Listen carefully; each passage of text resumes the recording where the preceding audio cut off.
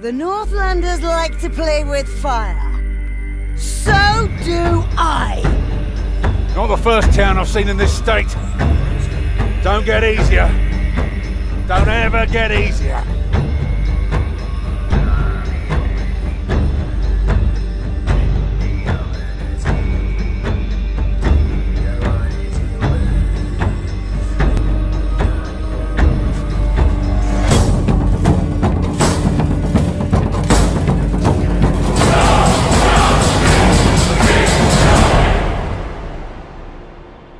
Hello everyone, and welcome back to another video. Now, how awesome was that trailer? That got me so hyped.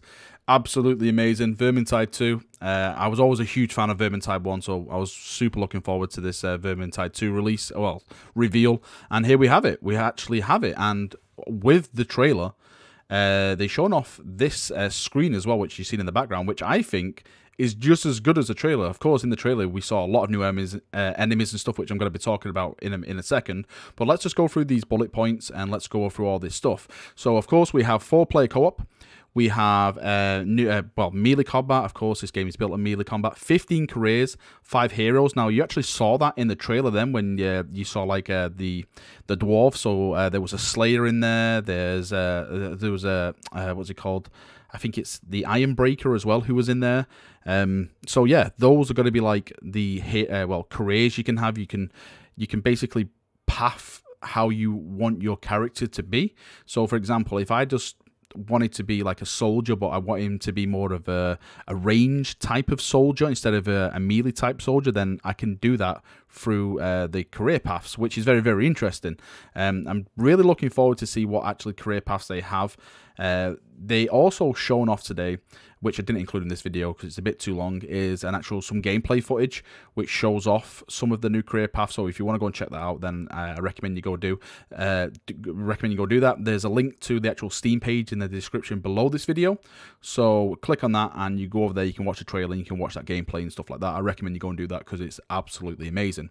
We've got heroic deed system again. I really didn't get any information on that. I'm hoping to get some information on that to see how that's done. Improved loot system. Oh, please. This is what the game needs. Improved loot system. I'm so happy that we're actually going to get this.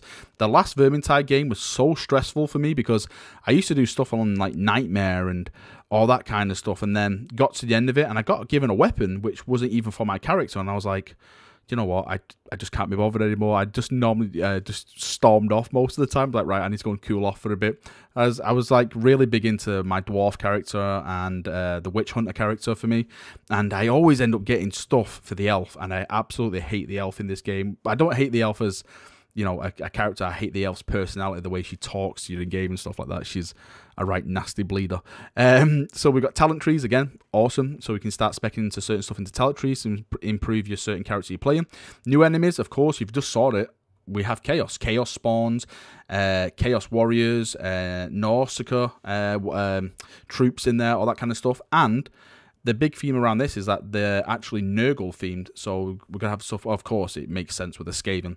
So we're going to have Nurgle themed, I was going to say Chaos Space Marines then. We're going to have Nurgle themed Chaos Warriors, which is absolutely amazing. I remember when the last time I did a video on this about the announcement coming from Vermintide 2, I was really hoping that they did put another race in. And lo and behold, here we have Chaos. Anything's welcome. Maybe next time they can give us some orcs. I really want to see orcs in this gaming environment, because orcs in Warhammer Fantasy are absolutely brutal.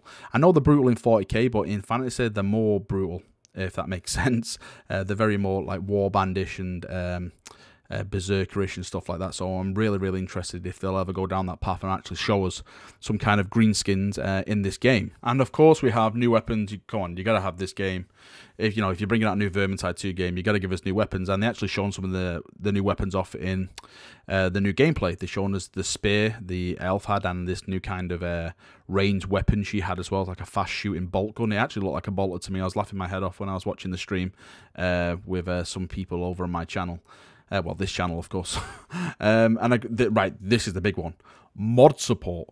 Mod support. It's such a weird thing seeing a game which has something in it that says mod support these days, because no games do it.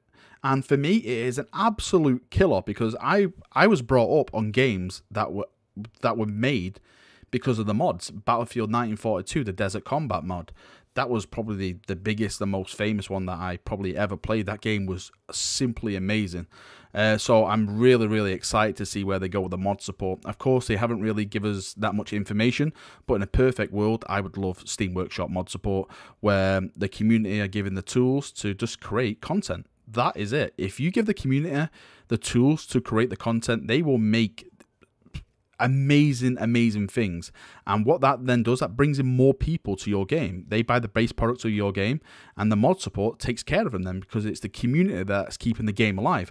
I can't understand, well I know why games don't do this, because they think it's going to take some money out of their pockets, because that people won't buy their so-called mods. But if you make a good mod, people will buy it. You know, if you put the passion and dedication in, then people will buy it. I do it with Arma 3 all the time. I buy every last mod they do because they make really, really good mods. Even though Arma 3 is a fully supportable mod game, it's amazing. So I'm really, really excited to see what they do. Please, someone make a Bretonian Knight if they would allow that. I want nothing more than a Bretonian Knight, a bard on my horse singing tales of my epic deeds while I charge into the ranks of Skaven and Chaos Warriors shouting for the leader. So please, please give me this. And dedicated server functionality. Now this is kind of interesting. I don't know, well, I know what it means in the whole sense of, what are we going to basically be able to purchase our own servers and host the game?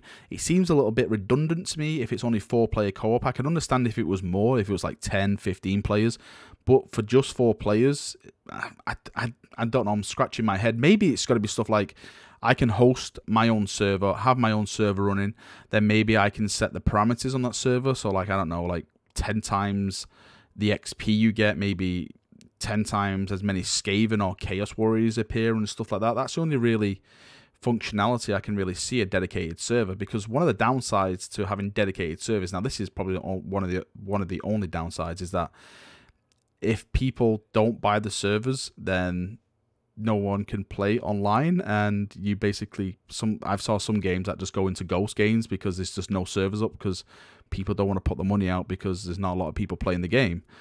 Which is a shame. I know with Vermintide 1 and stuff like Deathwing, they don't have dedicated servers.